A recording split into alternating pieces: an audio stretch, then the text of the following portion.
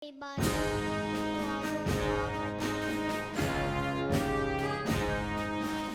Welcome to the graduation ceremony of kindergarten school year 2023-2024.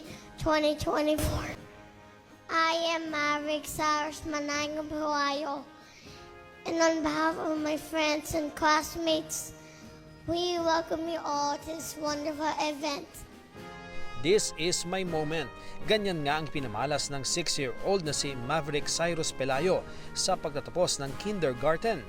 Ang kanyang bibong pag-deliver ng graduation speech, hinangaan ng kanyang mga guro at kaklase.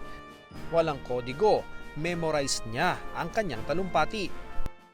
I really enjoyed going to school, and thank you to all my teachers. Nagpabilib din ang valedictory speech ng 6-year-old na si Ethan Clemens sa Pasay. I always have fun learning new things and do my best in our classes.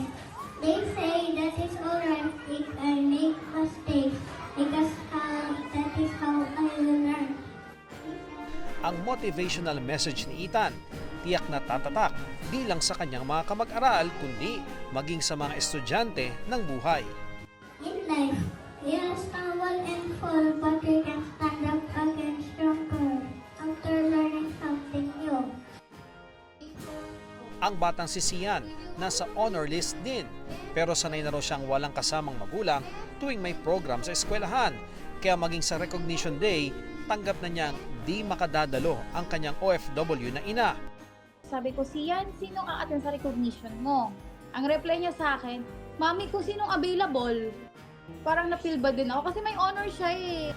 Pero ang di alam ni Sian, ang kanya palang pagsisikap sa eskwela, may katumbas na isang magandang sorpresa. Ang kanyang Mami Grace kasi biglang sumulpot sa tabi niya para magsabit ng medalya. Di tuloy na itago ni Sian ang pagluha sa sobrang saya.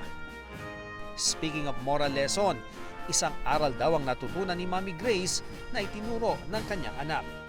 As a parent, magbigay tayo ng effort sa mga bata. Mahalaga yun para sa kanila. Para sa GMA Integrated News, Ian Cruz, Nakatutok, 24 Oras.